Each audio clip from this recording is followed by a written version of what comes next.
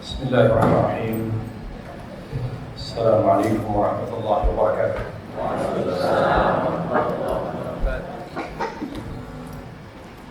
الحمد لله حمدا كثيرا طيبا مباركا فيه كما يحب ربنا ويرضاه، والصلاة والسلام الأتمان الأكملان على المبعوث رحمة العالمين وعلى آله وصحبه ومن تبعهم بإحسان إلى يوم الدين.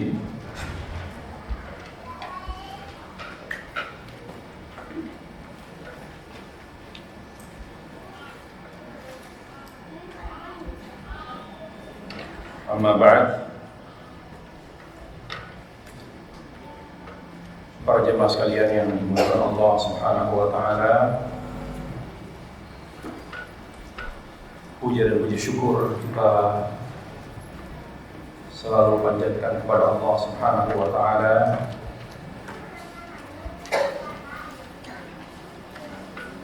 yang selalu memberi nikmat terbaik kepada kita, memberi nikmat dan karunia kepada kita bukan karena kita berhak menerimanya, juga bukan karena kita pernah memintanya. Semua karunia dan nikmat yang Allah berikan kepada kita, termasuk nikmat iman, nikmat Islam dan nikmat yang lain, Allah berikan semata-mata karena rahmat Allah Subhanahu wa taala. Para jemaah sekalian yang dimuliakan Allah Subhanahu wa taala, kita sekarang akan membahas tentang fikih berbakti kepada kedua orang tua, yang membahas tentang birrul walidain dari para asatidz, para duat dan para khatib cukup banyak. Telinga kita sering mendengar kajian dan pembahasan tentang hal tersebut, tapi membahas tentang fikih,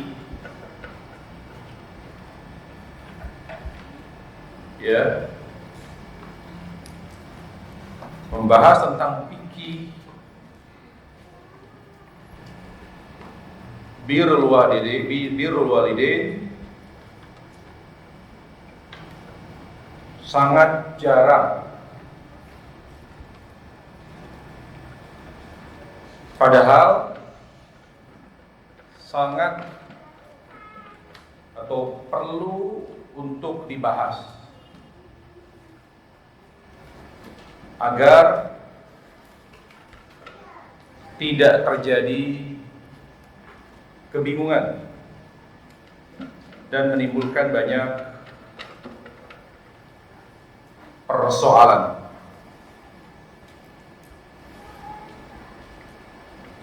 Ada beberapa poin yang kita ingin sampaikan pada kesempatan yang berbahagia ini.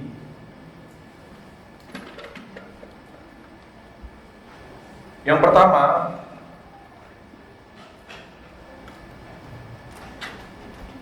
kita berada di dunia ini, hidup di alam yang fana ini, pada hakikatnya sedang berjalan menuju Allah Azza wa Jalla. Yang tidak sampai dan tidak berjumpa dengan Allah Jalla wa'ala karena kedurhakaannya. Ada kedurhakaan yang dimaafkan oleh Allah, dan ada kedurhakaan yang tidak dimaafkan oleh Allah Azza wa Jalla. Semua manusia berhak dan layak masuk ke dalam surga, karena di sanalah tempat perjumpaan makhluk dengan Rabb-nya Allah Jalla wa'ala.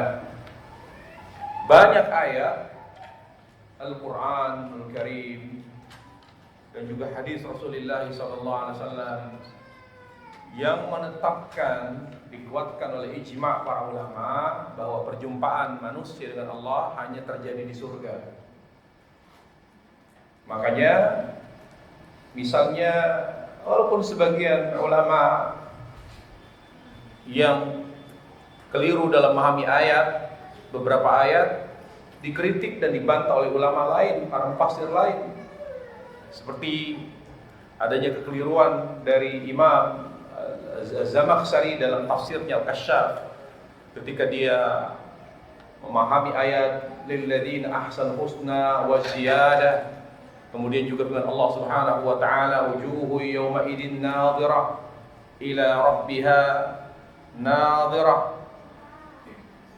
Ayat yang pertama berbunyi lilladzina ahsanul husna wa ziyadah, bagi orang-orang yang selama di dunia berbuat ihsan maka baginya al-husna. Para mufassir menafsirkannya al-husna yaitu al-jannah, surga. Wa ziyadah, dan tambahannya. Para mufassir bersepakat wa ziyadah, tambahannya yaitu melihat wajah Allah Jalla wa'ala. Dan dalil menegaskan bahwa melihat Allah, melihat wajah Allah Jalla wa'ala merupakan nikmat terbesar secara mutlak. Tidak ada kenikmatan yang melebihi nikmat melihat wajah Allah. Bahkan disebutkan dalam hadis, seluruh penghuni surga yang telah menikmati berbagai macam kenikmatan surga sampai lupa akan nikmat surga yang telah mereka nikmati karena terhanyut dalam kenikmatan dan kelezatan melihat wajah Allah Jalla wa'ala.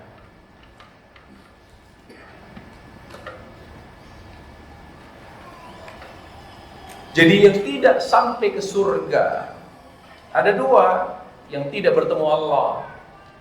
Tidak bertemu Allah pertama, ya, tidak langsung bertemu Allah, atau tidak sama sekali bertemu Allah.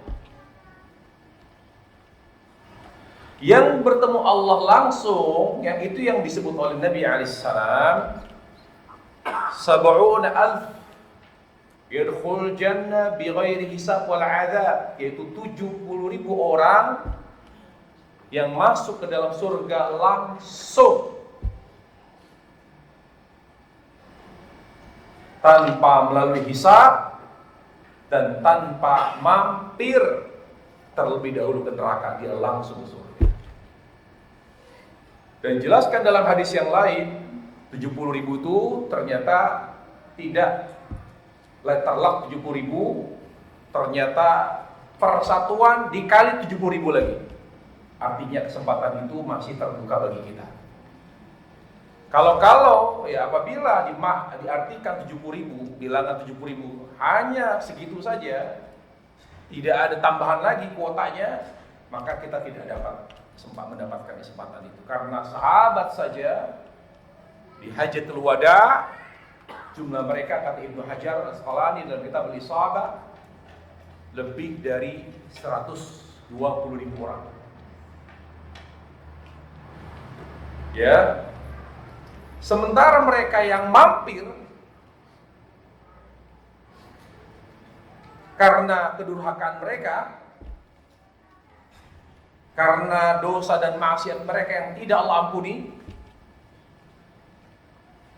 Mereka adalah orang-orang yang memiliki iman. Kedurhakaan mereka tidak menafikan, tidak menghilangkan iman. Tidak menafikan iman. Coba perhatikan di ayat Al-Quran. Tidak pernah Allah Jalla wa'ala menyebutkan bahwa neraka disiapkan bagi orang beriman. Selalu Al-Quran mengatakan fattaqun nar u'iddat lil kafirin. Takutlah kamu kepada neraka yang telah disiapkan bagi orang kafir. Padahal orang beriman juga masuk neraka. Apa maknanya? Para mufassir berkata, maknanya orang beriman yang durhaka, kedurhakaan mereka oleh sebab iman dimaafkan oleh Allah, walaupun mereka tidak langsung masuk surga, artinya mampir dulu ke neraka. Dan para ulama di antara Syekhul Islam Taimiyah rahimahullah dalam Majmu' Fatawa beliau mengatakan, neraka bagi orang beriman berdasarkan dalil tentu, beliau tidak akan bicara tanpa dalil, tidak mungkin, karena itu perkara gaib. Neraka bagi orang beriman yang wafat dalam keadaan membawa dosa yang tidak Allah maafkan dosa-dosanya, artinya dia harus melalui neraka, adalah sebagai penghapus dosa. Karena hadis mengatakan faida hudzibu wa nuqu. Ketika mereka sudah masuk neraka dan dibersihkan dosa-dosa mereka oleh api neraka, berarti neraka adalah penghapus dosa bagi orang beriman yang durhaka. Tapi karena azab neraka sangat pedih, makanya kita tidak boleh meremehkan neraka. Oleh karena Nabi alaihi salam bersabda, fattaqun nar wala bisyikki tamrah. Hindari neraka sedemikian rupa, hindari neraka sebisa mungkin, walaupun hanya dengan bersedekah sebutir atau satu buah kurma. Karena neraka itu azabnya sangat pedih. Jangan dibayangkan waktu atau durasi azab di neraka di akhirat seperti di dunia. 1 hari di akhirat 1000 tahun waktu dunia. 1 hari di akhirat 1000 tahun waktu dunia. Ka'alfi sanatin mimma ta'udun, kata Allah. Dan yang paling ringan azab neraka ketika api menyentuh kaki yang terbakar hangus otaknya. Jadi tidak boleh kita meremehkan neraka, walaupun 1 detik sekalipun. Makanya sebagian ulama dalam pembahasan doa di akhir tasyahud atau tasyahud akhir, Allahumma inni a'udzubika 'min 'adzabi jahannam wa min 'adzabil qabr wa min fitnatil mahya wal mamat wa min syarri fitnatil dajjal. Sebagian ulama menganggap membaca doa ini wajib. Bukan sekedar pilihan, tapi wajib. Karena kita harus selamat di neraka. Harus selamat dari azab kubur. Harus selamat dari fitnah dajjal. Semua fitnah-fitnah yang ada sekarang ini itu adalah pecahan dari fitnah dajjal. Fitnah wanita, fitnah harta, fitnah jabatan, fitnah anak, fitnah apapun yang melalaikan kita dari zikir kepada Allah, kata Imam Alusi rahimahullah dalam kitab Ruhul Ma'ani, termasuk pecahan fitnah dajjal. Puncaknya kalau dia sudah muncul, yang imannya lemah pas-pasan pasti terpengaruh dan ikut dajjal dan murtad. Banyak kok perempuan hanya karena laki-laki dia ikut suaminya, dia korbankan akidahnya demi pacar atau calon suaminya. Itu fitnah Dajjal. Semua yang mengorbankan demi mendapatkan dunia, mengorbankan akidah, dia terkena fitnah Dajjal. Makanya anak-anak kita, anak-anak gadis kita wajib membaca Allahumma inni a'udzubika adzabi jahannam wa min adzabil qabr wa min fitnatil mahya wal mamat wa min fitnatil masyi syarri fitnatil masyi Dajjal. 4 hal harus kita berlindung kepada Allah dari 4 hal ini. Dan yang terakhir adalah fitnah orang yang masih hidup dan orang yang telah wafat. Ya. Nah, ada durhaka yang tidak Allah maafkan, yaitu 1, dosa syirik. Kufur dimaafkan atau tidak? Walaupun para ulama mengatakan laisa kullu syirkin kufran. Laisa kullu syirkin kufrun wa laisa kullu kufrin syirkan. Setiap syirik dia adalah kekufuran. Tapi tidak semua kekufuran adalah kesyirikan. Jadi kufur lebih umum dari syirik. Kufur lebih umum dari syirik. Tapi dia saling berkaitan. Karena syirik itu menduakan cinta Allah dengan selainnya, itu syirik. Makanya zona syirik, zona hati. Coba misalnya para ulama menyebutkan membahas tentang syirik kecil. Syirik kecil. Kenapa disebut syirik? Kata Syekh Abdurrahman Sa'di rahimahullah, ada syirik kecil, ada syirik besar.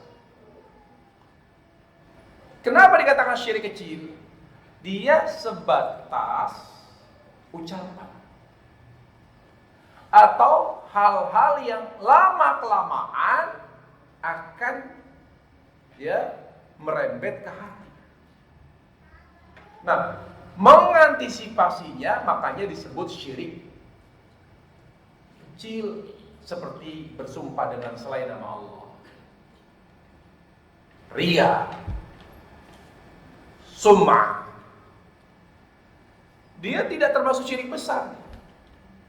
Tapi kalau dibiarkan riya itu sering kita lakukan, lama-lama akan menjadi syirik besar. Apa itu syirik besar? Ta'alluqu qalbi bi ghairillahi dhullan wa khudu'a, yaitu bergantungnya hati kepada selain Allah dengan penghinaan dan kerendahan hati. Jadi ketika kita menghinakan diri kepada selain Allah, menghinakan diri kepada Allah dengan hati kita, dan itu syirik. Itu syirik. Mana definisi syirik besar? Lihat. Syirik besar itu tidak pernah jauh dari hati. Kalau sudah masuk ke hati, masuk syirik besar. Rasulullah SAW bersabda, Ta'isa abdu dinar, ta'isa abdu dirham. Celaka orang yang menyembah dinar, celaka orang yang menyembah dirham. Kita merujuk kepada penjelasan para ulama, di antara penjelasan Syekh Muhammad SAW dalam kitab Syarah Riyadhus Shalihin. Beliau mengatakan, apa yang dimaksud dengan hamba dinar, hamba dirham? Orang yang mencintai harta sampai lalai dari ketaatan kepada Allah, itu syirik. Terlalu mencintai dunia hingga lalai dari ketaatan kepada Allah, dia syirik. Ada cinta di situ. Mencintai anak, ya kamu punya apa? Udah deh, ini anak. Sampai lalai dari perintah Allah, syirik. Demi usaha, sampai lalai dari sholat, syirik. Tidak dikatakan syirik kalau tidak ada unsur cinta. Makanya syirik tidak dimaafkan oleh Allah karena pengkhianatan. Pengkhianatan terhadap kemurnian dan cinta seorang hamba yang seharusnya diberikan hanya kepada Allah Jalla wa'ala. Sampai sini pembahasan pertama. Pembahasan kedua, untuk menuju Allah, berjumpa dengan Allah Jalla wa'ala, kita harus selalu berada di atas hidayah, namanya hidayah, petunjuk. Apa itu hidayah? Hidayah adalah sesuatu yang akan mengantarkan kita kepada Allah. Kalau dia tidak mengantarkan kita kepada Allah, bukan hidayah namanya. Makanya hidayah ada 4. Setiap kata hidayah di Al-Quran pasti salah satu dari 4 ini. Yang pertama, hidayah naluri, sebagaimana Allah kata surah Al-A'la, "Sabbihisma rabbikal a'la alladzi khalaqa fasawwa walladzi qaddara fahada." Naluri. Induk binatang tidak akan memakan anaknya, itu naluri. Itu hidayah. Dia tahu mana anak, mana yang bisa dimakan, mana yang harus dia makan. Ya, macan pun sebagai binatang buas, dia tidak akan memakan anaknya dia. Itu naluri, namanya hidayah. Yang kedua, ada hidayah namanya hidayah ad-dilalah wal bayan. Hidayah ilmu. Kita ngaji gini namanya hidayah. Bagaimana kita tahu apa yang Allah cintai, mana yang Allah benci kalau kita tidak pernah ngaji? Makanya Allah mengatakan, "Innaka latahdi ila siratal mustaqim." Ya Muhammad, dengan kamu berdakwah, kamu mengajar di sana, di sini, ya, kamu menyampaikan ilmu, berarti kamu telah memberi hidayah kepada manusia. Yang ketiga, dilah hidayah at-taufiq wal ilham, hidayah hati. Dan itu tidak dimiliki oleh siapapun kecuali hanya Allah Jalla wa'ala. Bagaimana Rasul ngotot, bagaimana caranya Abu Talib mendapatkan hidayah dari Allah. Pelajaran bagi Nabi alaihissalam, dia ngotot dia. Sampai dia bilang kepada pamannya Abu Talib, "Ya ammi qul la ilaha illallah," wahai pamanku, ucapkan la ilaha illallah. "Uhaju laka biha indallah," saya akan sampaikan. Saya akan jadikan ucapan la ilallah ini akan menjadi argumen. Ya Allah, jangan dia biarkan di neraka ya Allah. Dia pernah mengucapkan la ilallah. Ucapkan saja, saya pegang nanti ucapanmu ya paman. Tapi dia lihat, dia menoleh ke sebelahnya ada Abu Jahal, kata Abu Jahal, "Atarghabu an millati Abdul Muttalib?" Jangan pernah kamu berkhianat kepada agamanya Abdul Muttalib. Agama nenek moyang kita. Kita harus melestarikan agama nenek moyang kita, jangan jadi pengkhianat kamu yang Abu Talib. Gak jadi lagi dia ngomong. Dia nengok keponakan-keponakannya, Rasul berulang kali mengucapkan qul la ilallah. Abu Talib lagi-lagi hampir ucapkan, gak jadi lagi. Karena apa? Terpengaruh oleh teman. Di sini penting sekali selektif dalam memilih teman, sahabat dekat. Gara-gara Abu Jahal, Abu Talib tidak jadi mengucapkan la ilallah. Faktor kedua, karena dia gengsi. Dia berkata dalam sebuah syair, ya, di akhir hayatnya sebelum dia mengalami sakaratul maut, "Walau qad alimtu bi anna dina Muhammadin min khairi adyanil bariyati dina laula al malamatu wa hadara masabbatin lawajadtani bidzaka saman mubina." Saya tahu, saya yakin agama Islam agama Muhammad yang paling benar. Tapi karena saya gengsi. Saya ini kan tokoh agama, tokoh masyarakat. Masa saya tokoh masyarakat, pembesar Quraisy, kok saya malah ikut keponakan? Gengsi saya. Lawajadtani bidzaka sabhan mubina. Kalau bukan karena faktor gengsi, saya ikut agama Islam. Tapi gengsi, ketokohan saya membuat saya berat untuk memeluk agama Islam. Bahaya itulah. Salah satu penghalang hidayah, gengsi. Ya. Jadi itu hidayah ketiga. Hidayah taufik wal ilham. Yang terakhir, hidayah yaitu manusia ketika berada di akhirat, dari mahsyar, kemudian menerima rapot amal-amalannya selama di dunia, catatan amal, suhuf, kemudian dihisab, ya, kemudian dipanggil oleh Allah Jalla wa'ala untuk dihisab amalnya, ditimbang amalnya. Kemudian dari timbangan, kemudian dia melintasi sirat yang gelap gulita itu.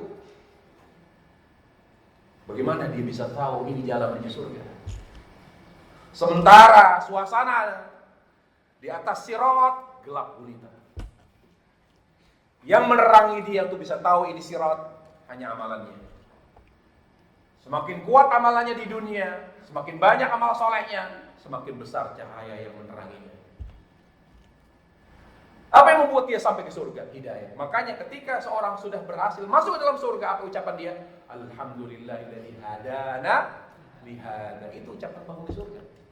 Segala puji bagi Allah yang telah memberi kami petunjuk sampai ke surga. Jadi yang menuntun manusia sampai ke surga itu Allah. Hidayah.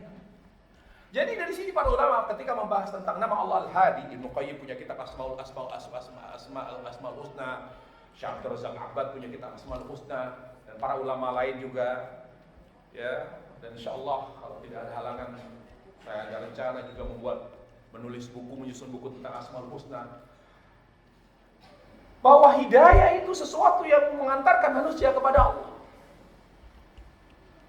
Nah, apa yang mengantarkan manusia kepada Allah? Dalil. Makanya Allah menurunkan Al-Quran dan hadis Rasulullah. Keduanya itu wahyu. Jadi orang yang ingin selalu mendapatkan petunjuk untuk kembali dan berjumpa dengan Allah, dia harus mengikuti dalil. Makanya orang sesat. Siapa orang yang sesat? Orang yang tidak mengikuti petunjuk. Siapa yang tidak mengikuti petunjuk? Yang tidak mengikuti dalil. Ya. Makanya kata Allah Subhanahu wa taala, Allah Jalla wa Ala berfirman,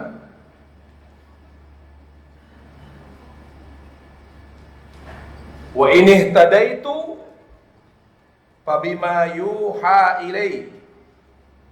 Dalam surat Saba ayat 50. Saya mendapatkan hidayah karena saya mengikuti wahyu. Allah yang berfirman, "Wa in ihtadaitu fabima yuha ilaihi." Jadi saya senantiasa berada di atas hidayah, di atas petunjuk karena mengikuti dalil. Fabima yuha ilaihi. Jadi kalau kita tidak mengikuti dalil, berarti kita menghindari hidayah, menjauhi petunjuk. Berarti muslim harus selalu mengikuti dalil. Baik. Bagaimana cara mengikuti dalil? Memahaminya. Mengikuti dalil dengan memahaminya. Makanya agama itu paham. Kalau tidak paham, tidak beragama.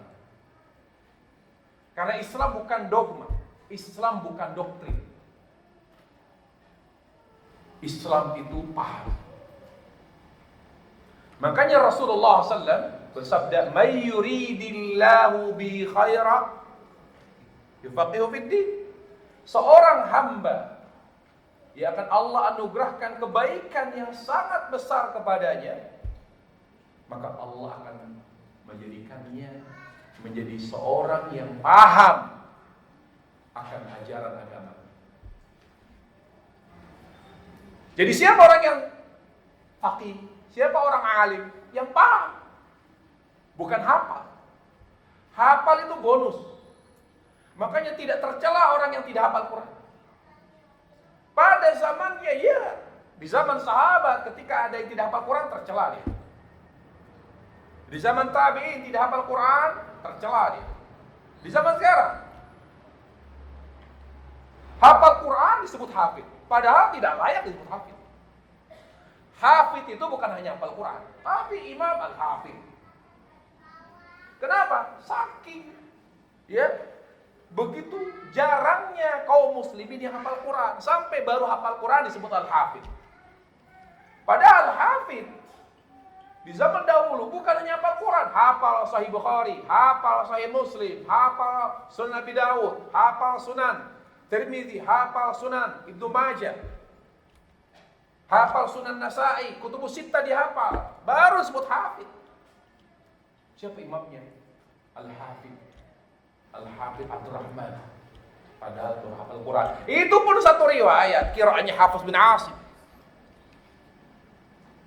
Para ulama terdahulu bukan hanya hafal riwayat Hafiz bin Asim, hafal riwayat Warash, hafal riwayat Qalun. Dia tahu betul Al-Quran dengan berbagai macam qiraat, yaitu 7 qiraat. Al-Mutawatir, Al-Masyhur dari para imam qiraat. Kenapa? Ya tadi baru hafal Quran udah bangga. Nah, kembali lagi, jadi agama itu paham. Baik, apa yang harus kita pahami? Pertama, kita harus paham. Paham artinya mengetahui dalil-dalil pada setiap permasalahan hidup.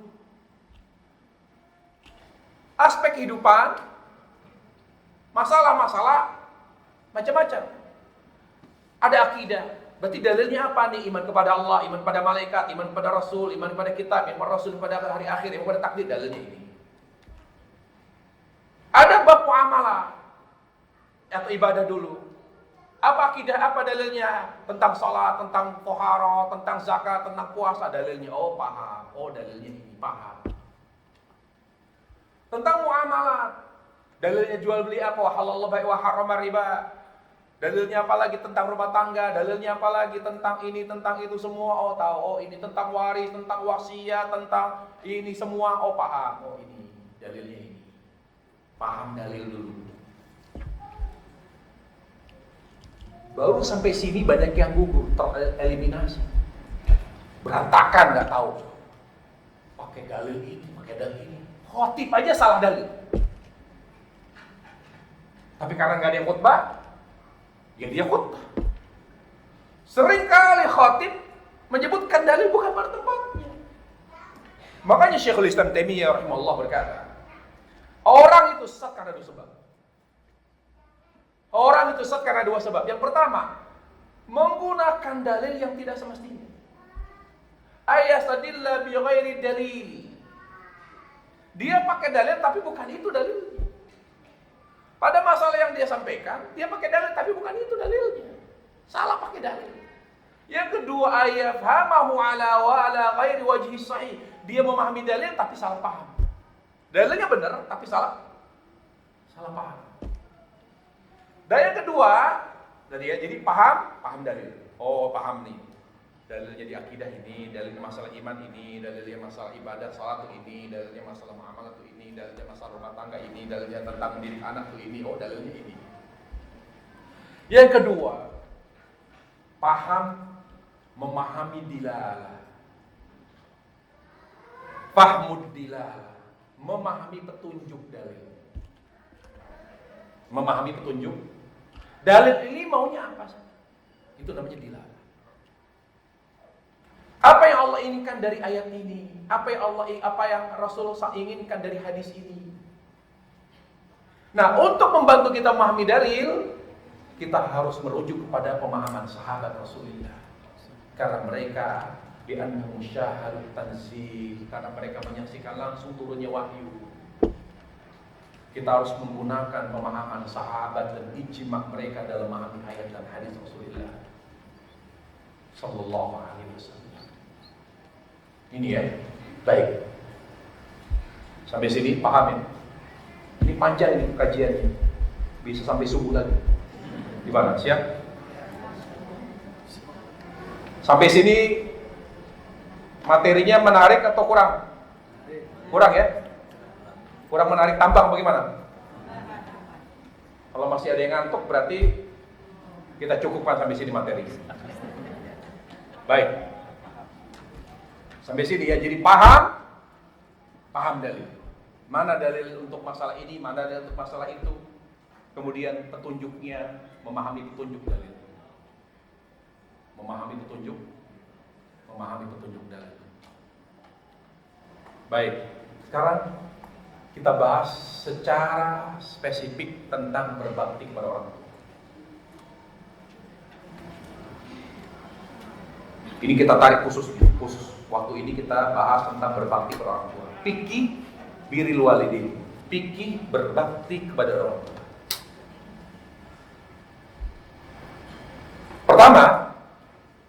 yang harus kita pahami tentang birrul walidain. Poin pertama,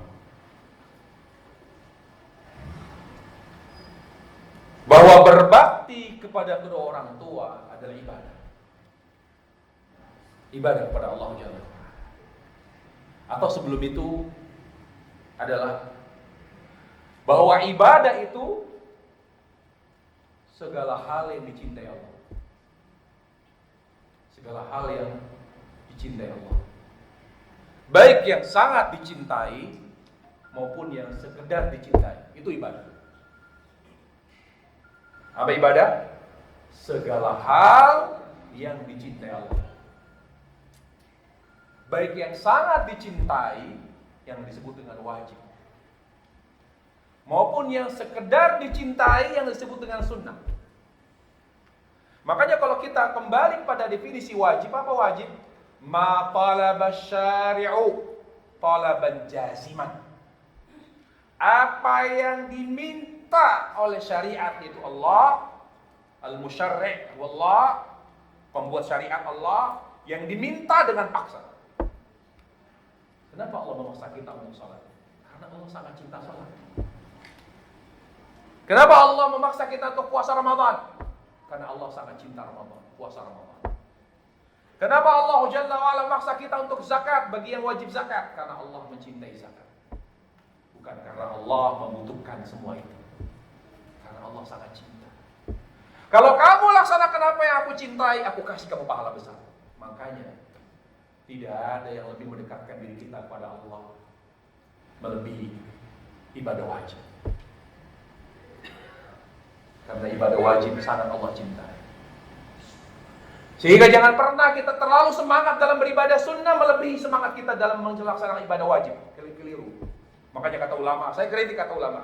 Ada orang sholat fardu diem biasa, ganggu gerak ini nggak khusyuk, pikiran kesana kemari. Tapi kalau tahajud, Allah, keliru. Allah lebih mencintai sholat fardu, tidak mencintai tahajud. Kenapa lebih khusyuk di tahajud, tapi kalau sholat fardu kok nggak khusyuk? Paham gak ibadah? Kalau dia paham ibadah, dia malu sama Allah.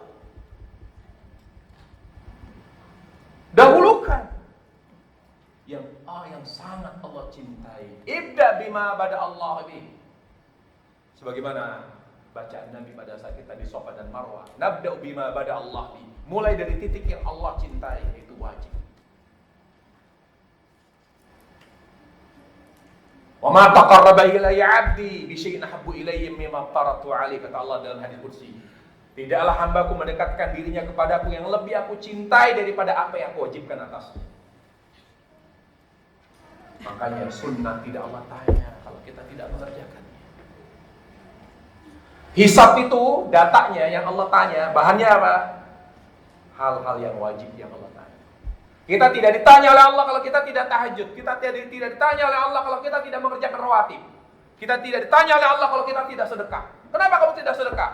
Kenapa kamu tidak puasa sunnah? Enggak ditanya. Yang ditanya oleh Allah Jalla wa'ala dengan rahmatnya yang Allah wajibkan. Mana respek kamu kepadaku? Aina ta'zimuka li? Di mana rasa pengagunganmu kepadaku? Kok salat tidak kamu kerjakan? Kok zakat tidak kamu tunaikan? Kok puasa tidak kamu kerjakan? Kok haji tidak kamu tunaikan? Kok ini berbakti pun begitu. Makanya ketika dia di luar rukun Islam, salat, zakat, puasa, haji, maka titik tolaknya adalah perintah Allah. Setelah haji apa? Yang terbesar birrul walidain. Perkara besar seorang muslim setelah haji, birrul walidain, berbakti ke orang tua. Kita mengerjakan sholat karena perintah Allah. Sholat adalah hal yang paling Allah cintai. Zakat juga demikian. Puasa Ramadan juga. Haji demikian juga. Birrul walidain, mendidik anak, berbakti kepada suami, dan seterusnya. Kasusnya sama dengan kasus sholat. Titik tolaknya adalah perintah Allah. Lepaskan semua hubungan emosional dalam berbakti kepada suami, kepada orang tua, kepada siapapun. Para jemaah sekalian, kembali saya ingatkan dalam konteks fikih birrul walidain bahwa ibadah adalah segala sesuatu yang dicintai Allah Jalla wa'ala. Sesuatu yang dicintai Allah Tabaraka wa ta'ala tidak sama porsinya. Ada yang sangat dicintai Allah, makanya ibadah yang paling utama apa? Ibadah sholat. Kita klasifikasi ya, ibadah itu kan tergantung alatnya, ada dengan hati, ada dengan lisan, ada dengan fisik. Yang paling terbaik ibadah hati adalah apa? Cinta Allah. Tawakal, takut, berharap, itu semua sarana itu. Puncaknya cinta kepada Allah. Kenapa kita tawakal? Supaya cinta. Kenapa kita taubat? Karena cinta. Kenapa kita berharap? Karena cinta. Kenapa kita takut kepada Allah? Supaya semakin cinta. Jadi takut bukan tujuan. Makanya kalau udah mati, kita gak ada rasa takut. Ada yang ada kenikmatan. Nikmat kubur, nikmat mahsyar, nikmat surga. Takut itu hanya di dunia. Berharap pun begitu. Ya. Ada ibadah utama lisan, Al-Quran.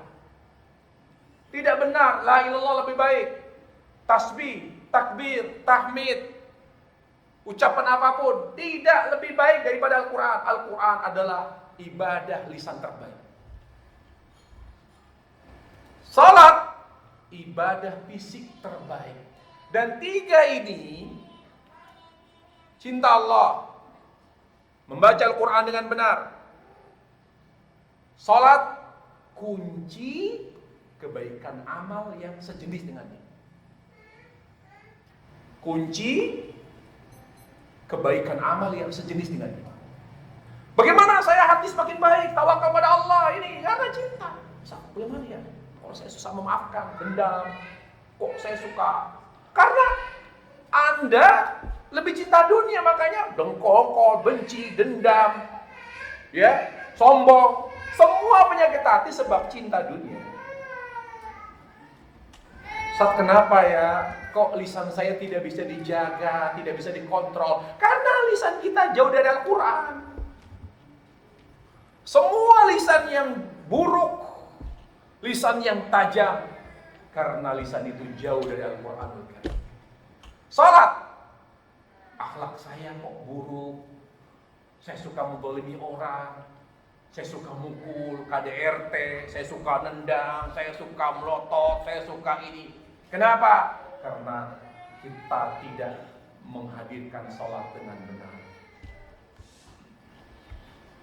Tidak menghadirkan sholat dengan benar. Padahal Allah berfirman, Inna sholata tanha 'anil fahsya'i wal munkar. Sesungguhnya sholat dapat mencegah dari perbuatan keji dan munkar. Jadi dari sini semua yang Allah cintai adalah ibadah, tapi porsi cinta yang Allah berikan kepada masing-masing hal tersebut berbeda. Yuk, sekarang kita arahkan langsung kepada berbakti orang tua. Berarti bagaimana nih saat saya berbakti? Pertama, berbaktilah kepada kedua orang tua karena Allah memerintahkan kita untuk berbakti kepada mereka. Karena kan tadi saya sudah sampaikan, berbakti kepada orang tua ibadah. Kenapa ibadah? Karena Allah perintahkan. Kenapa Allah perintahkan? Karena Allah mencintainya. Karena Allah cinta, kita memuliakan orang tua. Jadi hilangkan tuh embel-embel. Kenapa ibu dan kenapa Anda menyayangi orang tua? Karena ibu saya merawat saya, ibu saya melahirkan saya, ibu saya membesarkan saya. Buang itu.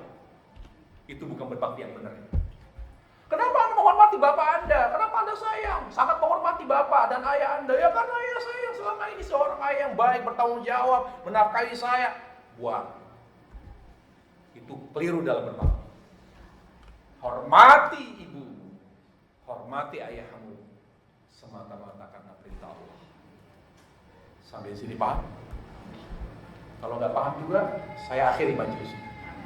Paham sampai sini? Allah berfirman apa? Wa qadha rabbuka alla ta'budu illa iyyah. Ya, lihat. Mana dalilnya bahwa kita berbakti, menghormati, memuliakan kedua orang tua kita hanya karena perintah Allah. Surat Al-Isra menegaskan hal tersebut, ya. Al-Isra ayat 23. Allah katakan wa qadha rabbuka alla ta'budu illa iyyah wa bil walidaini ihsana. Wa qadha wa amara. Makna qadha amara. Allah perintahkan, Rabbmu memerintahkan untuk tidak beribadah kecuali hanya kepadanya. Dan Allah perintahkan kamu untuk berbakti kepada kedua orang tua. Jadi kita memuliakan ibu bapak kita. Ingat, jadi kita harus melakukan apa? Di restart lagi kita. Di setting ulang. Saya menghormati ibu saya, menghormati bapak saya. Kenapa ya? Di restart lagi. Setting ulang lagi hati kita. Karena apa? Oh, karena perintah Allah. Oh, baik. Restart.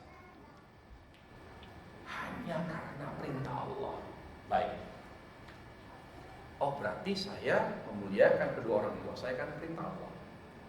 Lalu ada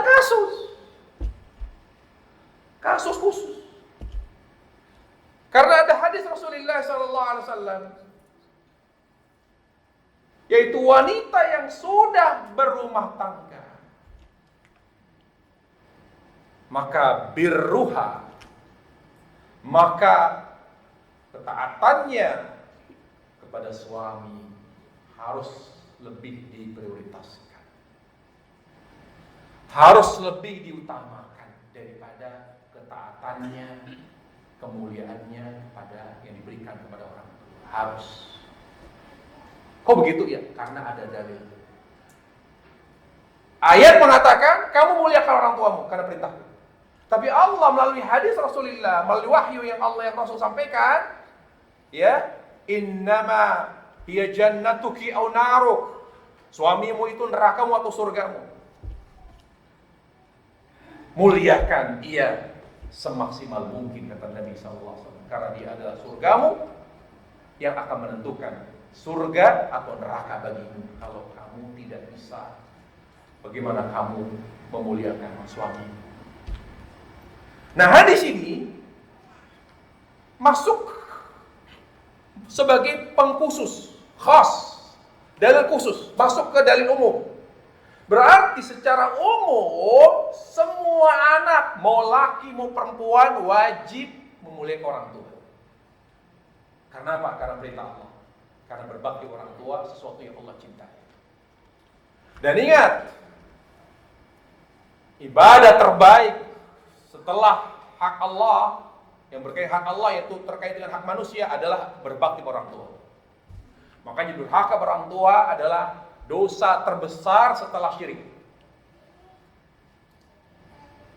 Makanya Rasulullah dalam hadis Abu Bakar, Rasulullah bersabda, ala unabbikum bi akbar kabair, ala unabbikum bil kabair, ala unabbikum bil kabair. Qalu bala ya Rasulullah, qala isyraku billah wa uququl walidain. Maukah kalian aku beritahu dosa besar?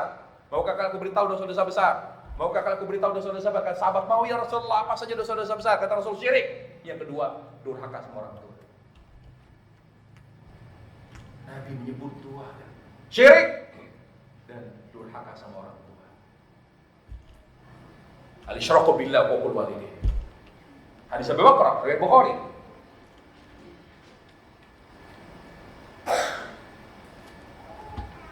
Jadi semuanya berlaku. Baik Ustaz, pertanyaannya, anak perempuan yang sudah rumah tangga masih nggak wajib berbakti sama orang tua? Sementara ada hadis masuk ayat itu, bahwa seorang wanita yang sudah berumah tangga kebaikannya yang ia berikan kepada orang tua tidak boleh melebihi kebaikan yang ia berikan kepada suami. Itu kaidah. Baik. Sekarang kita bahas dulu ya. Apa itu berbakti orang tua? Berarti nanti karena Allah tetapkan, memuliakan, menghormati suami, lebih Allah cintai. Lihat. Menghormati suami lebih Allah cintai dari menghormati kedua orang tua. Ini dalil mengatakan. Ini semua wanita yang berumah tangga harus paham itu. Menghormati suami ya lebih wajib daripada menghormati orang tua. Kenapa? Karena Nabi yang mengatakan fa innal jannata tahta qadamaiha, bahwa surga di bawah telapak kaki ibu. Tapi setelah dia sudah berumah tangga si wanita, kata Nabi alaihi salam, ilzamha, kamu jaga suamimu itu dengan baik, muliakan dia karena dia akan menjadi surgamu atau nerakamu. Jadi bergeser surganya ke suami. Kalau sudah bicara neraka surga, wah ini nggak main-main ini. Berarti para ulama mengatakan, berarti wanita yang berumah tangga wajib lebih memuliakan, lebih menghormati suami daripada orang tuanya. Lebih, wajib, lebih. Kalau sama, dia tidak mengikuti perintah Allah.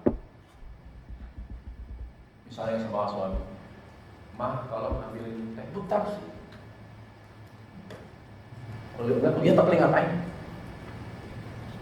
Tapi kalau orang tuanya, Kak, tolong bikinin teh. Oh, iya Pak.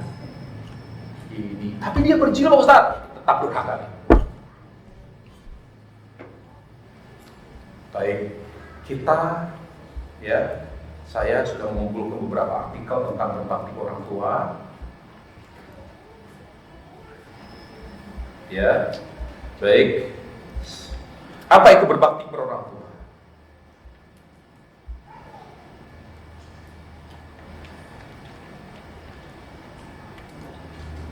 Birrul walidin. Birrul walidin fil haya. Al-ihsanu ilaihima wal infaqu alaihima idza kana muhtajain wa sam'u ta'atu lahum bil ma'ruf wa khafdul janahi lahumā wa 'adamu raf'is sawt 'alaihima wa ad-difa'i 'anhumā fi kulli shay'in yadurruhumā ila ghairi hadha min wujuhil khair. Berbakti kepada kedua orang tua artinya berbuat baik kepada mereka.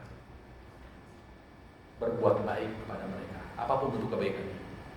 Ngasih uang dengan kata-kata yang baik, kata-kata yang lembut, kebaikan apapun, kebaikan lisan, ya, kebaikan fisik. Kemudian apa lagi? Wa infaq alaihima, membantu orang tua yang susah, orang tua yang miskin itu dibantu. Tapi apakah itu hanya berlaku bagi anak laki-laki, kalau perempuan enggak? Tetap berlaku karena dia kan anak. Tapi masalahnya, dia punya suami. Kemudian suaminya juga miskin. Apakah dia berdosa si anak perempuan kalau tidak memberi nafkah, tidak memberi uang kepada orang tua yang susah? Sementara anak laki-lakinya juga susah. Di sini para jemaah sekalian, kewajiban membantu secara materi pada saat itu hanya berlaku bagi anak laki-laki. Kalau anak perempuan yang sudah berumah tangga, suaminya pun ekonominya terbatas. Tapi kewajiban dia berbakti dengan cara apa? Apakah dengan memberi materi? Tidak, gugur itu. Karena dia punya keterbatasan. Wassam'u wa ta'ah. Berbakti juga dengan taat kepada orang tua. Berarti taatnya bagaimana? Taat anak laki-laki, taat anak perempuan kepada orang tua. Taatnya kalau dia sudah berumah tangga, anak perempuan ini dilakukan selama tidak bertentangan dengan ketaatan suami. Selama tidak berbenturan. Kalau berbenturan, maka taat suami lebih utama. Misal, orang tua sakit, suami melarang dengan pertimbangannya objektif. Kan saya lagi sakit, atau kondisi kita lagi begini. Sementara Orang tua kamu di luar kota, butuh biaya. Tidak mungkin kamu menengok orang tua. Jadi saya tidak setuju. Cukup doa saja. Kamu doakan orang tua, semoga sembuh. Kamu pantau hasilnya dari telepon atau dari WA atau dari call. Tidak boleh kamu sana. Dalam keadaan seperti itu dia wajib mentaati suami. Karena taat kepada orang tua berlaku selama tidak bertentangan dengan taat kepada suami. Selama perintah suami tidak bersifat maksiat, maka harus tetap dijaga. Tapi Ustaz, dia melarang saya main ke orang tua saya. Benar, melarang dalam konteks apa? Melarang mutlak, awas ya kamu ke orang tua kamu ya. Artinya melarang untuk putus silaturahim. Nah ini maksiat ya. Kan Nabi bersabda, la ta'ata li makhluqin bi ma'siyatil khaliq. Tidak boleh taat kepada makhluk dalam rangka bermaksiat kepada Allah. Ini maksiat.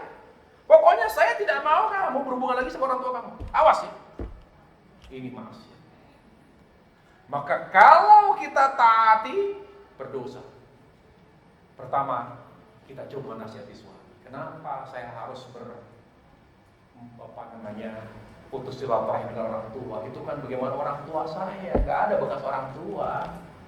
Kenapa? Apa salah orang tua saya? Kenapa kamu begitu benci, Mas? Pokoknya benci aja. Oh, karena benci aja.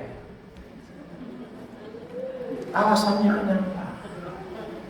Ini yang tidak boleh tahan. Tapi kalau misalnya suami mengatakan enggak, kamu tidak boleh main. Kenapa? Kalau kamu, kita ini sudah hidup sederhana. Tapi setiap kamu pulang orang tuamu yang kaya itu, pasti kamu balik. Coba kamu, Mas, begini Mas, ke orang tua saya. Selalu bawa virus. Nah, ini semuanya pertimbangan. Saya nyatakan, kamu jangan bertemu orang tua kamu, kecuali bersama saya. Nah, itu. Maka apa? Wajib ditaati. Karena pertimbangan itu. Karena mungkin ibunya apa suami yang punya mobilnya udah bertahun-tahun. Ya kan? Itu kalau mobil tabrakan mobil suami kamu itu penyok karena saking lamanya mobil kamu itu. Ya, Toyota tahun berapa itu yang tebal besinya itu. Coba. Yang lain pulang kampung cuma Fiat Tol itu. Ya. Hanya mungkin 5 jam, Jakarta Solo 6 jam. Suami kamu betul-betul hemat. Ada kan 12 jam sampai Solo.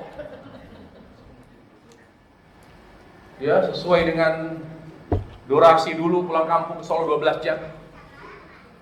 Jadi selalu didoktrin, dipanas-panasin gitu loh. Ya sabarlah ya, masa dipaksa belum punya duit begini. Nah ini kan virus ini. Makanya para jemaah sekalian, kasus rumah tangga tidak bisa diselesaikan melalui pertanyaan jawab begini. Maaf Ustaz, mau nanya, bagaimana kalau suaminya begini? Maaf nanya, kalau istrinya begini, saya tidak mau jawab pertanyaan terkait rumah tangga melalui soal pertanyaan melalui kajian. Karena semua permasalahan rumah tangga harus melalui konsultasi. Apa artinya? Harus dihadirkan dua belah pihak. Kadang-kadang suami ingin menang sendiri, sehingga diceritanya yang membuat dia benar. Demikian pula istri. Ustaz, gimana hukumnya kalau suami selingkuh? Selingkuh nih. Ternyata, sebentar, selingkuh apa? Selingkuh zina, apa selingkuh pacaran, atau selingkuh apa nih, baru WA-WAan atau gimana? Gimana kabarnya begini-gini? Jadi kan selingkuh perempuan kadang-kadang tambahin. Itu start dia udah gimana kabarnya? Nanya kabar udah bilang sudah selingkuh. Baik. Jadi harus dua belah pihak supaya bisa diselesaikan secara tuntas. Kemudian dikatakan di sini wa khabdul janahi lahuma. Berbakti orang tua juga dengan merendahkan diri, merendahkan hati kita kepada mereka, merendah tawadu. Siapapun kita, walaupun kita jenderal, walaupun kita pejabat, kalau sudah orang tua, udah merendah. Kita harus merendahkan diri kita kepada orang tua kita. Berarti, ya wa'adum rafi saut, tidak mengangkat suara, membela kehormatannya. Jadi berbakti kepada orang tua, berbuat baik kepada mereka. membantu ekonominya apabila mengalami kesulitan ekonomi, taat kepada mereka selama dalam hal yang ma'ruf, merendahkan diri kepada orang tua, tidak mengangkat suara, menjaga kehormatannya. Nah, itu berarti orang tua, maka kepada suami itu juga. Berarti kepada suami berarti seperti apa? Berbuat baik kepada suami dengan lisan, dengan akhlak, berbuat baik. Apa yang terbaik bagi suami? Kembali pada ma'ruf, kembali pada urf. Kalau urf, aib seorang wanita, suami pulang, istri gak ada, maka istri wajib pulang terlebih dahulu sebelum suami datang. Aib seorang istri ketika suami makan tidak disuguhkan. Setelah disuguhkan tidak disiapin air. Kembali pada urf. Apa sih batasan kebaikan yang harus diberikan oleh seorang istri kepada suami? Dikembalikan kepada tradisi setempat. Aib seorang istri misalnya di suatu wilayah kalau tidak memasak untuk suaminya, jadi itu dikembalikan para urf masing-masing. Dan kebaikan itu harus diberikan kepada suami terlebih dahulu sebelum pada orang tua. Misal, ketika kumpul orang tua sama suami, si istri malah ngambilin air untuk orang tuanya dulu. Berarti ini keliru. Harusnya dia menyiapkan air untuk suami, baru dia menawarkan. Atau gak bertawar, ya dua-duanya diambilin. Tapi ketika dia refleksnya kepada orang tuanya, diambil airnya, terus kata suami, buat saya mana? Berarti ini orang tua, ini wanita belum solehah. Kebaikan apapun harus diberikan pada suami terlebih dahulu sebelum orang tua. Kemudian taat. Seorang istri wajib taat, harus nurut atas semua perintah suami. Tapi bentar Ustaz, banyak sekali kajian-kajian ummahat, akhwat, ibu-ibu selalu dibalik saya. Maaf Ustaz, tergantung suaminya di mana dulu. Taat pada suami, kalau suaminya soleh, kalau gitu suami ibu namanya soleh aja. Kenapa? Gak ada dalil. Tidak ada satupun dalil dari Al-Quran maupun hadis Rasulullah yang mengatakan muliakan suamimu kalau dia soleh. Mana dalilnya? Ayo, saya tantang di sini jamaah. Silakan yang sudah ngaji lama. Mana dalilnya? Muliakan suami kalau dia soleh. Kalau dia tidak soleh, kalau dia bukan suami yang baik, kamu jangan muliakan dia, jangan kamu taati dia. Mana dalilnya? Justru dalil mengatakan, selama dia suamimu, kamu wajib memuliakan dia. Walaupun dia suami yang sering melakukan KDRT, walaupun dia suami yang pelit, walaupun dia suami yang kasar, walaupun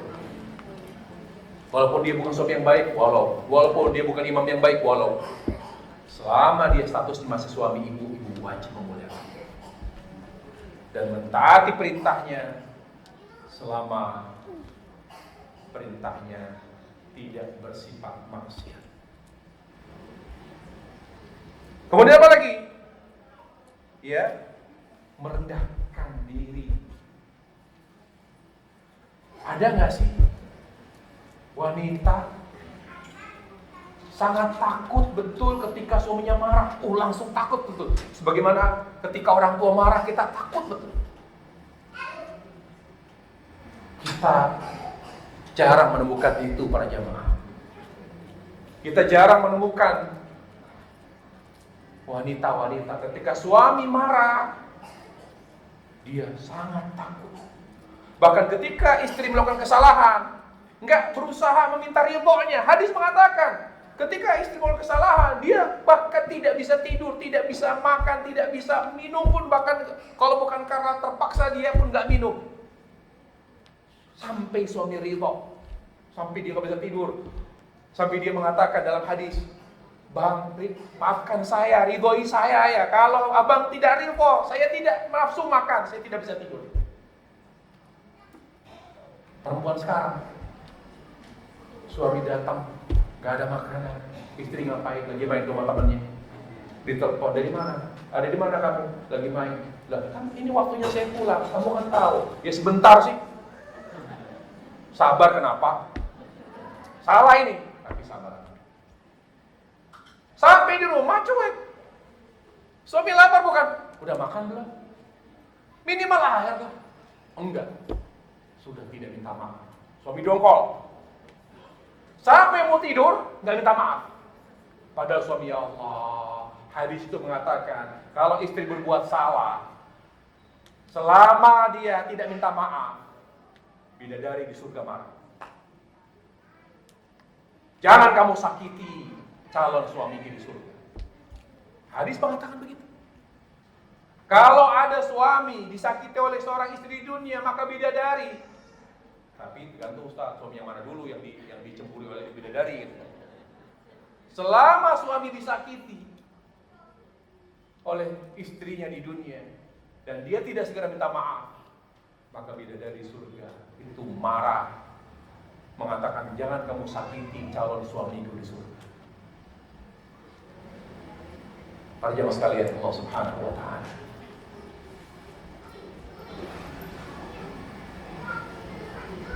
istri yang baik,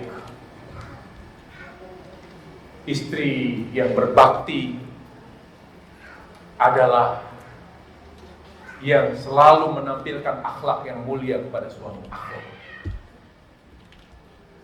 Dandan itu bonus, rapi itu bonus, wangi itu bonus, nge-gym, badannya bagus itu bonus. Tapi kalau tidak ada akhlak, dia bukan istri yang baik. Berikan semua kebaikanmu, wahai para istri, kepada suami secara total, karena Allah, karena perintah Allah. Tapi ketaatanmu, kebaikanmu kepada suami itu tidak berseberangan dengan kewajibanmu berbakti pada orang tua, selama tidak bertentangan dengan ketaatan pada suami. Kalau mampu, kalau bisa, makanya ada komunikasi dengan suami. Saya izin bang ya, mau ke orang tua, saya izin mau mengundang mereka, izin. Begitu cara menomorsatukan suami. Lah, mana orang tua saya? Masalahnya di mana? Kenapa saya izin? Karena izin kepada suami, walaupun mendatangkan orang tua, mengundang orang tua, itu cara memuliakan suami. Bahkan dari hadis Rasulullah SAW, walaupun kamu menafkahi uangmu sendiri, wahai para istri, izinlah kepada suami, meminta ridhonya. Karena itu cara memuliakan suami. Jadi kesimpulannya para jamaah sekalian, bagi para istri, bagi para wanita yang sudah berumah tangga, kewajiban berbakti tidak hilang, tetap berlaku. Namun dilakukan setelah dia memuliakan suaminya, setelah dia berbakti kepada orang tua. Dan ketika dia ingin berbakti kepada orang tuanya, lihat kemampuan. Mengganggu tidak kewajiban dia sebagai seorang istri? Kalau mengganggu, maka suami tidak nomor satu. Misalnya, ibu sakit, jatuh di kamar mandi. Di waktu yang sama, suami baru datang dari safar. Pilih mana nih? Pilih berangkat ke rumah ibu yang katanya jatuh dari kamar mandi, atau nunggu suami pulang? Kalau berbenturan, suami. Tapi ketika tidak berbenturan antara kebaikan yang diberikan kepada suami dan orang tua, maka tetap suami dimuliakan, orang tua dimuliakan. Tapi suami dulu, baru orang tua. Dan ketika akan memberikan kebaikan kepada orang tua, komunikasi. izin kepada suami. Komunikasi. Maaf Ustaz, bagaimana kalau suami kita tidak suka sama orang tua saya? Benci dia. Bencinya kenapa? Objektif atau subjektif? Kalau bencinya objektif, maka kita harus terima, taat. Ikuti perintah suami. Kalau tidak objektif, bahkan bisa dikatakan maksiat, jadi upaya dari suami untuk memutus silaturahim antara anak dan orang tua, maka di sini harus ada penyelesaian. Kalau tidak selesai berdua, melibatkan pihak ketiga. Nanti diselesaikan melalui konsultasi. Saya kira kalau masalah ini panjang sekali, ya tinggal nanti kasusnya apa, tinggal melalui konsultasi, insya Allah Taala akan selesai. Kalau secara teori, kalau udah kasus khusus dalam rumah tangga, masalah berbakti dan banyak dan sebagainya, itu nanti tidak bisa diselesaikan hanya melalui kajian seperti ini, tapi hanya melalui konsultasi. Saya kira sampai sini tentang fikih birrul walidain, kurang lebih saya mohon maaf. Wassallallahu wasallam wa baraka ala Muhammad wa ala alihi wa sahbihi wasallam. Walhamdulillahirabbil alamin.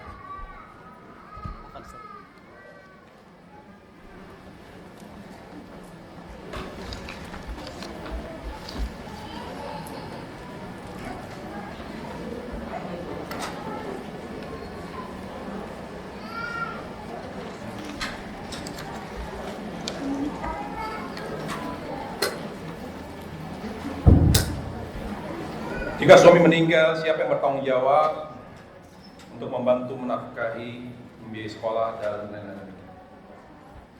Jika suami meninggal, siapa yang wajib menafkahi? Dia yatim, keluarganya, saudaranya, orang dekatnya. Apakah orang tuanya? Tentu secara sosial pasti orang tuanya dulu yang mengambil alih kalau orang tuanya mampu.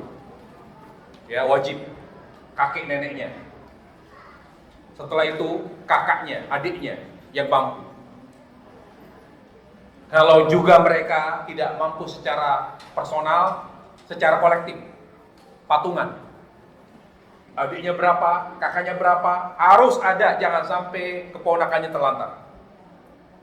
Tentu kewajiban di sini atau keperluan anak yatim atau keponakannya yang wajib saja. Bukan sampai ke jajan-jajannya, sampai ke fasilitas motornya, sepedanya, itu urusan lain. Yang wajib. Ini anak gak ada yang biayai sekolah, maka berdosa kakek neneknya, berdosa pamannya, bibinya, ya pamannya yang tidak membantu menafkahi keponakannya. Wajib. Makanya kata ulama, ada kewajiban harta selain zakat, yaitu kewajiban membantu keluarga, sanak, saudara yang miskin. Bukan hanya kewajiban zakat, ada kewajiban membantu. Tidak boleh ada orang sama orang lain betul-betul suka membantu, tapi keluarganya miskin, dia nggak pernah peduli. Kata Nabi Ali, tidak biman ta'ul, dahulukan keluarga. Bantu keluargamu terlebih dahulu, kata Rasulullah SAW. Ibda biman ta'ul. Ya begitu ya. Bagaimana cara menghadapi perilaku ABG yang suka membentak? Wah ini konsultasi ini. Masalahnya di mana? Sebabnya apa? Pergaulannya bagaimana? Sekolahnya bagaimana? Sekolahnya di umum apa di agama? Agamanya bagaimana? Gurunya seperti apa? Dicek tuh. Ya, ditelusuri mana akar masalahnya nih. Oh, di sini nih akar masalah. Bagaimana caranya berbakti pada orang tua yang sudah meninggal? Doakan. Doakan mereka. Selalu doa adalah hadiah terbaik. Cara berbakti terbaik kepada orang tua yang sudah meninggal. Doa. Rabbighfirli wa liwalidayya warhamhum kama rabbayani shaghira. Kemudian menghadiahkan pahala kepada mereka. Apakah melalui sedekah? Apakah melalui haji, melalui umroh dengan badal dan sebagainya.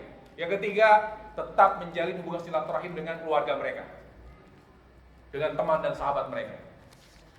Kemudian, apakah ada orang tua yang durhaka? Ada. Orang durhaka itu bukan hanya kepada orang tua, tapi orang tua juga durhaka pada anak. Yang lalai dalam mendidik anak, itu durhaka dia. Apa arti durhaka? Durhaka itu yang dibenci Allah. Orang tua yang lalai, yang tidak mendidik anak dengan baik, dia adalah orang tua yang durhaka. Orang tua durhaka. Makanya ada sebuah syair mengatakan, ya sebagaimana yang terjemahnya adalah sebagaimana orang tua, anak durhaka orang tua, maka orang tua yang tidak mendidik anak, orang tua yang lalai dalam mendidik anak adalah orang tua yang durhaka. Ya. Sebagai orang tua sudah berusaha mendidik dengan ketaatan, tapi anak-anaknya sudah dewasa, terkadang mempunyai pemahaman sendiri yang tidak lurus. Nah, itu urusan dia. Tugas kita hanya menyampaikan. Selama mendidik dengan baik, secara maksimal, yang penting mendidiknya dengan benar, kontennya, isi daripada apa yang kita berikan itu benar. Kemudian caranya benar, hasil bukan urusan kita. Kalau memang hasil itu urusan kita, maka Nabi Nuh harusnya protes kepada Allah. Karena Nabi Nuh anaknya kafir. Kan'an, ya, dari 4 anak beliau, ya, yang hidup cuma 3. 3 anak inilah yang menjadi nenek moyang kita semua. Bapak moyangnya bangsa Afrika, bangsa Turki, Eropa, itu 3 anak Nabi Nuh. Ya, Yafe, kemudian siapa lagi? 3 yang mati Kan'an ini. Kan'an ini kafir dia. Coba, dia Nabi Nuh, Rasulul Azm. Dia bilang, ya Allah, saya kan Rasul. Hampir 1000 tahun saya dakwah, kok anak saya malah gak masuk Islam? Kata Allah, hasil itu bukan urusanmu. Hasil adalah wilayahku, tugasku hanya mendidik. Bersedekah sama orang tua yang sudah meninggal boleh. Sedekah, ya, kurban. Karena itu termasuk ibadah yang disebutkan oleh dalil. Sedekah, ada dalil atau ibadah yang disebutkan oleh dalil untuk bisa dihadiahkan kepada orang yang sudah meninggal, termasuk orang tua. Doa, kemudian sedekah, kemudian puasa, kemudian umroh, kemudian haji. Ada 5 hadiah, 5 ibadah yang bisa kita hadiahkan pahalanya. Doa, kita doa, lalu kita doakan untuk orang tua, atau kita doa lalu, ya Allah, berapa pahala doa saya untuk orang tua saya. Sedekah, puasa kita boleh puasa, niatkan pahalanya untuk orang tua. Misalnya kita puasa Arafah, ya Allah, saya niat puasa Arafah, saya pahalanya orang tua, boleh. Umroh, badal, haji, badal, ya, seperti itu. Apakah mengirim uang setiap bulan ke orang tua yang ditinggal berjauhan termasuk berbakti? Nah, apapun, kebaikan apapun, secara uruf, secara sosial, ya, dalam struktur sosial ini apa? Oh, ternyata ngirim uang ke kampung halaman, ya, karena orang tua masih ada di kampung, itu termasuk berbakti juga. Walaupun orang tua jangan hanya materi, mungkin mereka ingin perhatian juga, ditanya kabarnya, ya, seperti itu. Apapun dikembalikan kepada tradisi dan kebiasaan yang ada di sekitar kita. Wallahu a'lam bishawab. Saya kira itu yang bisa saya jawab dari beberapa pertanyaan. Wassallallahu wasallam wa baraka Muhammad wa ala alihi wasallam. Subhanallah bihamdihi, asyhadu an la ilaha illa anta, astaghfiruka wa atubu ilaik. Assalamualaikum warahmatullahi wabarakatuh.